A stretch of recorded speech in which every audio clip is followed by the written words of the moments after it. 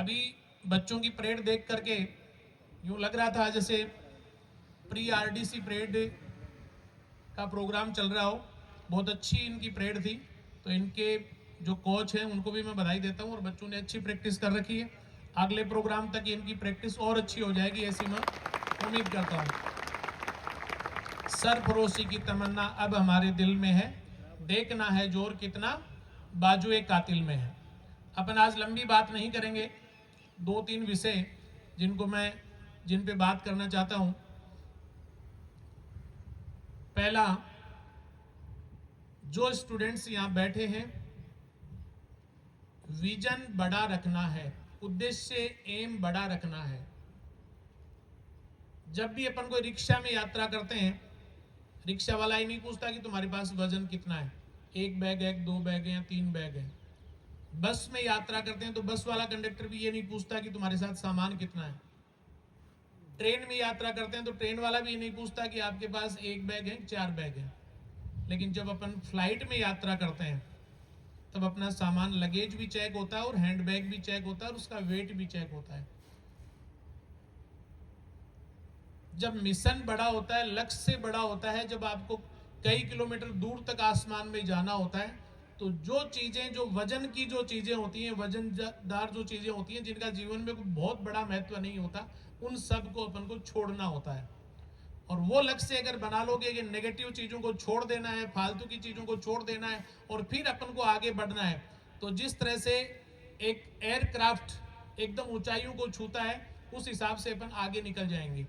बहुत बड़ी संख्या में जिन बच्चों का यहाँ सम्मान होना है, बड़ी लाइन लगी है। तो लाइन तो आजकल इसमें तो आपके तो नेवी एयरफोर्स में तो इतने चांसेज और इतनी सीट होती हैं कि प्रिंस डिफेंस एकेडमी जैसी जगह में आकर के अगर कोई बच्चा सेलेक्ट नहीं होता है तो इसका मतलब कहीं ना कहीं उसकी व्यक्तिगत कोई कमजोरी रहती है। हम लोगों ने तो जिस काम को 4-5 साल पहले एनडीए एसएसबी वाले को संभाला था, और 4-5 साल पहले ये किसी ने ये कहा था कि इसमें बड़ी मुश्किल से एक दो बच्चों का सिलेक्शन साल में होता है, उसमें भी हमने तो साल में 60-60 सिलेक्शन पहुंचा दिए।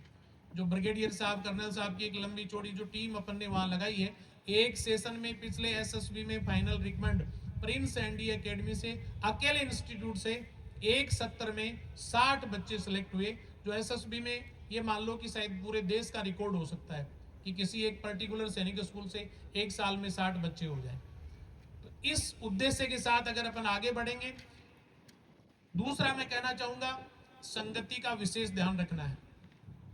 कई बार क्या होता है, गलत दोस्तों की आदत पड़ जाती है, गलत दोस्तों से बात करने की आदत पड़ जाती है, और जब संगति अपनी थोड़ी बहुत भी गड़बड़ होती है तो वो चीज अपन को परेशान करती है। उनसे कैसे छुटकारा मिले, उतना जल्दी हो सके उससे छुटकारा पाने की कोशिश करनी है।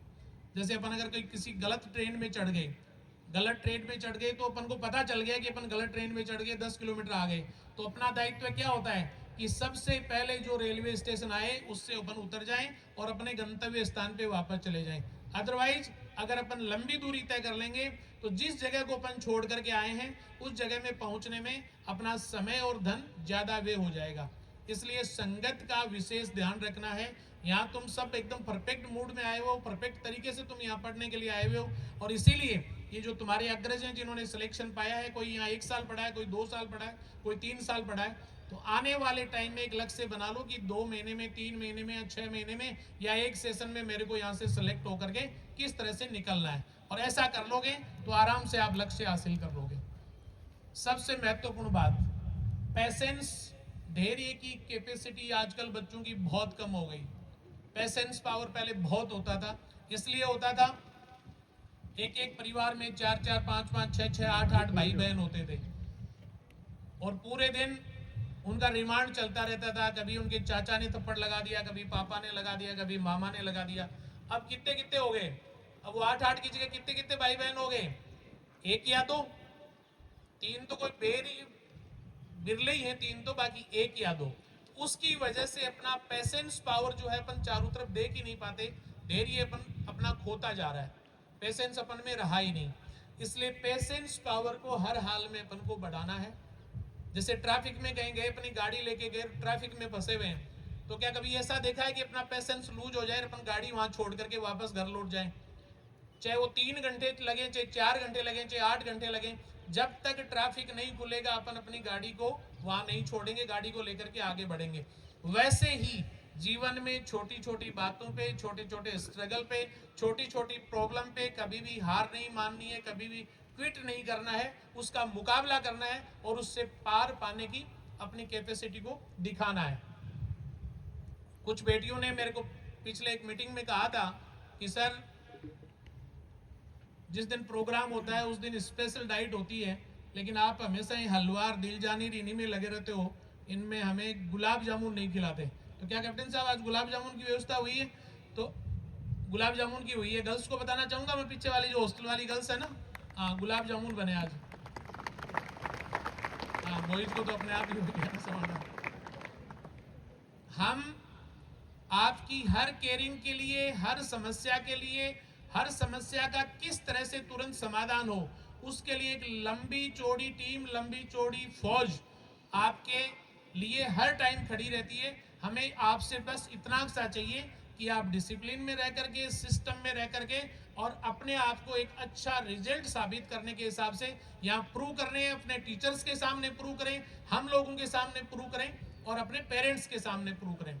और इसीलिए मैं बार बार कहता हूं, लोहा जितना तपता है, लोहा जितना तपता है उतनी ही ताकत भरता है, सोने को जितना ताव लगे उतना प्रखर निकलता है। यदि सूरज जैसा बनना है, यदि सूरज जैसा बनना है तो सूरज जितना जलना होगा, नदियों सा आदर पाना है तो पर्वत छोड़ निकलना होगा। हर संकट का हल होगा, आज नहीं तो कल होगा। Thank you. जय हिंद, जय भारत।